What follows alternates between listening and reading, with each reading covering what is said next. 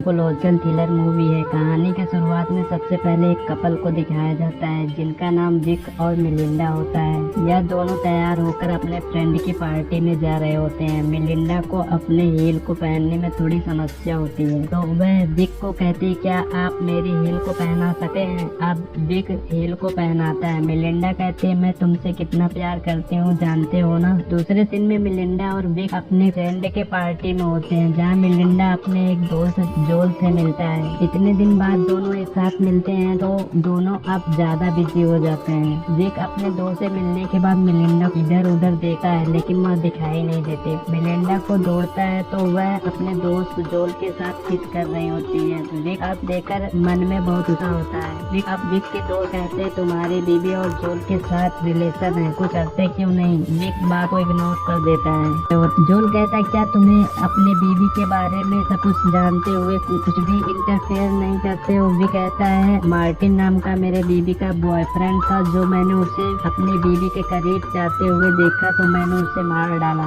यह बात सुनकर काफी डर जाता है और पार्टी से खत्म होने से पहले वहाँ से चला जाता है। मिलिंडा विक से, क्या तुमने जोल को धमकाया जो पार्टी छोड़ के चला गया। विक कहता है, बिल्कुल नहीं। विक और मिलिंडा अब दोनों घर पर आ जाते हैं, जहाँ मिलिंडा की बेटी को दिखाया जाता है जिसका नाम ट्रिक्सी होता है। ट्रिक्सी की देखभाल बेबी सीटर करती है। दूसरे सीन में विक और उनकी बेटी का सीन दिखाया जाता है। विक अपनी बेटी से बहुत प्यार करता है और ज्यादातर अपने बेटी के साथ रहता है। ट्रिक्सी स्कूल से मिले प्रोजेक्ट पर एक्सपेरिमेंट कर रही होती है। ट्रिक्सी को छोड़ने के लिए उसके डैडी स्कूल जाते हैं, जहाँ ट्रिक्सी की टीचर कैली विक की सबसे अच्छी दोस्त होती है। अब दोनों की मुलाकात हो जाती है। कैली कहती है, तुम अब खून करने लगे हो जो जोल मार्टिन के खून के बाहर कर रहा था और सभी लोगों में फैला रहा है। अब दूसरे सीन में मिलिंडा को पता चल जाती है कि विक ने जोल को डरा धमका कर पार्टी से भगा दिया। मिलिंडा विक पर बहुत गुस्सा होती है और कहती है, कल रात को डिनर के लिए बुलाना। विक अब जोल को डिनर के लिए बुलाता है। जोल अब विक के घर पर आता है रात के लिए डिनर के बाद मिलिंडा कहती है, विक तुम ट्रिक्सी के पास जाओ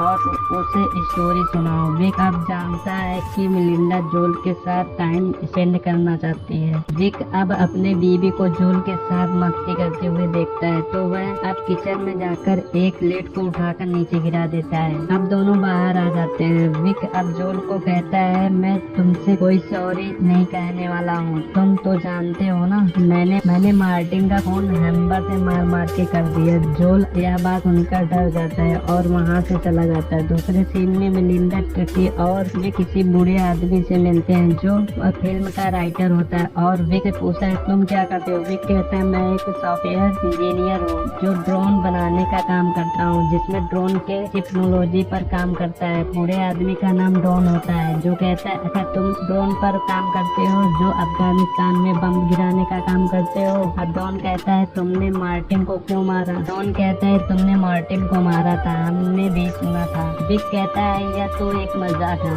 इसे गंभीरता से क्यों ले रहे हो। पार्टी में विक दो कैली भी आ जाती है, जो दोनों कुछ दिन बाद का सीन दिखाया जाता है, जहाँ मिलिंडा पियानो की क्लास लेती है। उसका टीचर चार्ली अब उसका नया बॉयफ्रेंड है। अब विक घर पर होता है और मिलिंडा चार्ली के साथ ज्यादा वक्त बिताती है, जहाँ आज रात घर पर नहीं आए। और विक मिलिंडा और चार्ली के बारे में सोचता है और पूरी रात नींद नहीं आती। सुबह हो जाती है और जब घर पर मिलिंडा आती है तो विक पूछता है, रात भर कहाँ थी। मिलिंडा कहती है, मैं अपने टीचर चार्ली के साथ है, और बिना अपने पति की परवाह किए चार्ली के साथ हुई करतूत को अपने पति विक को बताती है। विक अब इस बात को सुन नहीं सका। मिलिंडा कहते हैं, वह मुझे कैसे खुश किया और इसके बारे में क्या जानना चाहते हो। विक कहता है, हमारी एक फैमिली है जिसमें एक बेटी है, कम से कम उसके बारे में तो सोचे। मिलिंडा नहीं चाहती है कि वह एक फैमिली के तरीके जिए, वह एक बंधन मुक्त जीवन यापन करना चाहती है, जो विक को बिल्कुल भी पसंद नहीं कर रहे हो। मिलिंडा का पियानो टीचर चार्ली भी इस पार्टी में आया होता है, जिसको देखकर मिलिंडा बहुत खुश होती है, लेकिन विक बहुत अपसेट हो जाता है। मिलिंडा के कहने पर चार्ली पियानो बजाता है, जहाँ सभी लोग डांस करते हैं। मिलिंडा भी खूब एंजॉय करती है। अब रात हो गई है, जहाँ विक मिलिंडा को ढूंढता है, लेकिन उसे एक रूम से निकलते हुए स्विमिंग में काफी एंजॉय कर रहे होते हैं। विक उन्हें देख रहा है और इतना ज्यादा अपसेट होता है कि तभी वहाँ पर बारिश होने लगी है। सभी लोग घर के अंदर चले जाते हैं। अब विक चार्ली को पानी में डुबोकर मार डालता है। है। अब विक चुपचाप घर के अंदर आ जाता है और कुकीज को खाता है। मिलिंडा चार्ली को नहीं दिखाई देने पे वह बाहर जाकर देखती है तो स्विमिंग में चार्ली तैर रहा होता है, तो वह सभी लोगों को बुलाती है। सब लोग मिलकर चार्ली की बॉडी को पानी से बाहर निकालते हैं, जिसकी जांच करने के लिए एक खुफिया इन्वेस्टिगेशन करता है। जो विक को देखता है तो वह पूछता है कि यह कौन है। वह अपने आप को साइकोथेरेपिस्ट बताता है, लेकिन विक को पता चल जाता है कि यह एक इन्वेस्टिगेशन खुफिया है। यह प्राइवेट इन्वेस्टिगेशन को विक के बैंक अकाउंट से पैसे जाते हैं, जो बैंक के डिटेल से पता चलता है कि अब डॉन के घर पर जाता है और चिल्लाता है कि क्या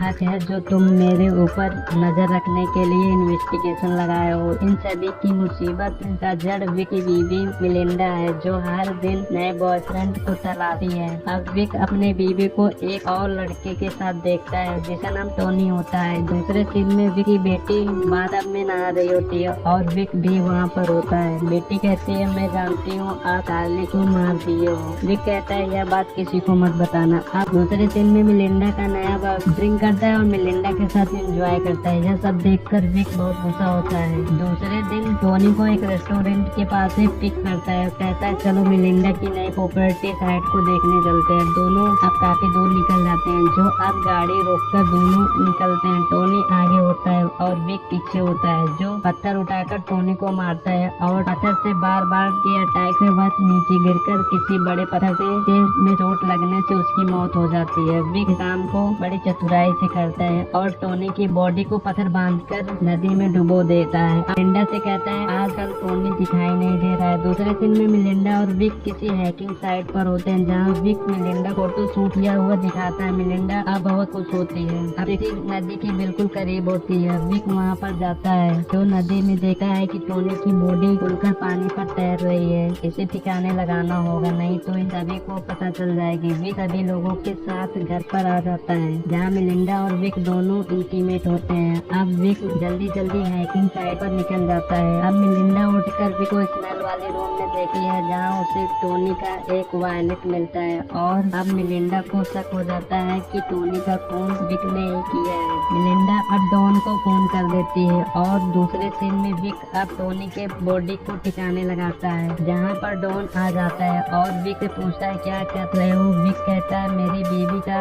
इसार रह गया है, वही लेने आया हूँ। डॉन कहता है ये देखो मैं इसार मेरे पास है। अब डॉन विक को टोनी के बॉडी को अंदर धकेलते हुए देख लेता है और डर कर भागने लगता है। अब डॉन कार में बैठने के बाद पुलिस को मैसेज करना चाहता है, लेकिन मैसेज सेंड नहीं होता, फोन नीचे गिर जाता है। अब विक डॉन का पीछा करता है, जो वह कार साइकिल से डॉन के गाड़ी के सामने आ जाता है। डॉन इसे बचाने के चक्कर में खुद मारा जाता है। मिलिंडा का सीन दिखाया जाता है, जो रो रही होती है और बैग को पैक करती है। अब यहाँ जाना चाहती है, लेकिन ट्रिकी बैग को स्विमिंग में डाल देती है, जहाँ मिलिंडा से कहती मैं आपको और डैड को एक साथ देखना चाहती हूँ और मैं आपके साथ नहीं जाऊंगी। अब विक घर पर आता है, जहाँ मिलिंडा से पूछता है क्या हुआ। मिलिंडा कहती है कुछ नहीं। मिलिंडा को एहसास होता है कि मेरे पति ये के ज्यादा कोई मुझसे प्यार नहीं करता। दोनों खुश होते हैं। यहीं पर मूवी समाप्त हो जाती है।